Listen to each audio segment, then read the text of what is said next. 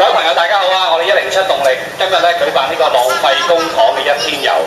特別嚟到屯門第二個景點呢個廣財街市，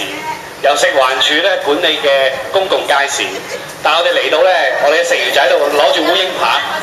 就拍住一隻又肥又大嘅周一鑊局長做嘅烏蠅。點解我哋107動力喺度拍烏蠅呢？就係因為食環署管理公街市咧空置率嚴重偏高，平均咧就超過40%。我哋嚟到今日呢個5大嚴重空置嘅街市之一廣財街市咧，空置率更加高達90%。我哋所見到嘅鋪頭咧，全部都空空如也。但係納稅人咧就要為咗呢啲街市咧，繼續繳付高昂嘅管理開支同埋土地成本。食環署已經公布咧，07年單係街市嘅虧本咧就超過1億6千萬，仲唔計算咧土地嘅成本。再加上好似呢啲嚴重空置嘅旺角街市、銅鑼灣同埋喺上環嘅街市咧，都係令到咧大量嘅公帑浪費嘅。我哋107動力咧建議政府喺財赤嚟緊嘅時間咧，必須要盡快改善市政嘅效益，將省減嗰啲不必要嘅部門，好似食環署呢啲官僚管理嘅街市咧，往往因為招租嘅僵化以至有客戶中間收取佣金，而令到咧納稅人損失。我哋認為政府應該盡快將呢個食環嘅街市咧進行一個全面嘅承包外判，甚至咧出售套現，解決財赤嘅問題。咁我哋107動力嘅浪費公帑一天遊咧就會繼續去一間下個景點，我哋亦都喺度咧拍烏蠅，拍一隻肥大烏蠅。食環街市就變咗要拍烏蠅啦。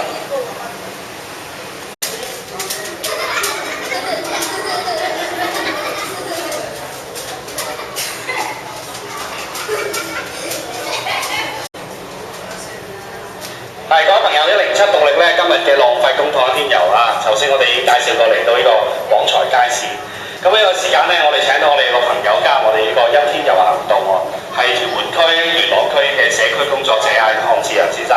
好，等我不如請鄺生咧同我講下佢呢個廣財街市點解屯門會出現呢個90%空置嘅問題咧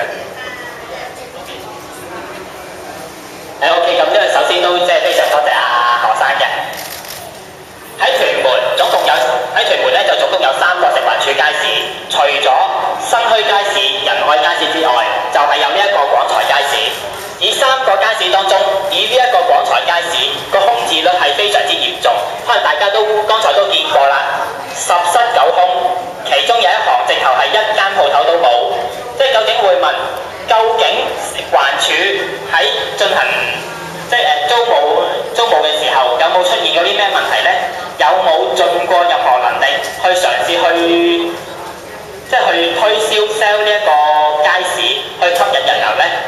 我哋見到食環署同埋有關嘅政府部門喺過往咁耐以嚟，一直都冇盡過力去進行過呢啲咁樣嘅活動，只係由康文署零零星星咁樣呢，可能係1年1次2次，推行一啲所謂嘅流行音樂會，咁企圖去吸引人流。當然出到嚟個效果呢，大家都見到啦，仍然都係出現所謂門可羅雀嘅情況。咁我哋都一直都希望政府能夠係正視廣財街市10室9空嗰個問題，應唔應該進行一啲有效嘅措施去吸引翻啲人流，或者可能係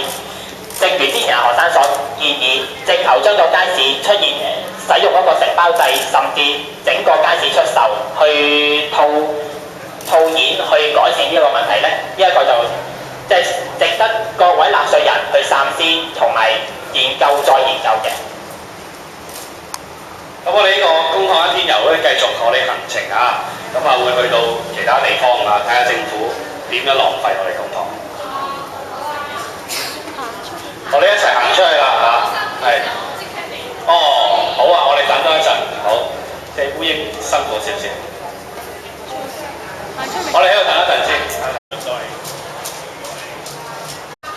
就浪費咗我哋每年1億6千萬嘅管理費做公帑啦喺度。好啦，我哋砌翻隻網出嚟先。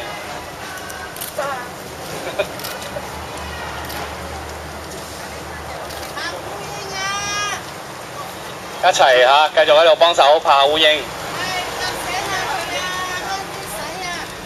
係我哋107動力嘅浪費公帑一天遊咧嚟到廣財街市呢度啊，屯門一個空置率接近90%嘅街市啊，每戶咧嘅檔戶咧，立場要補貼10萬蚊一年咧，俾佢哋營運。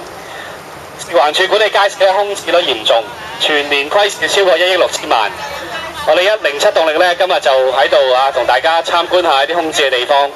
希望政府咧盡快將空置嘅街市進行呢個全面嘅承包，甚至乎係出售。提升翻呢啲市政服務嘅效益，亦都咧等納稅人唔好再繼續年年要喺度蝕錢啦。咁今日扮演住呢個大烏蠅、肥大烏蠅嘅周一鑊局長咧就主管呢個食環署整出咗咁嘅大生蜘蛛網嘅街市就要我哋納稅人一齊嚟拍烏蠅啊！我哋希望咧即係隻烏蠅可以喐下嘅，拍到呆咗，熱到呆咗啊！隻烏蠅係我哋幫佢潑下線。係啦，咁希望佢快手唔好再下年我哋再一天遊嘅時候唔好再繼續空置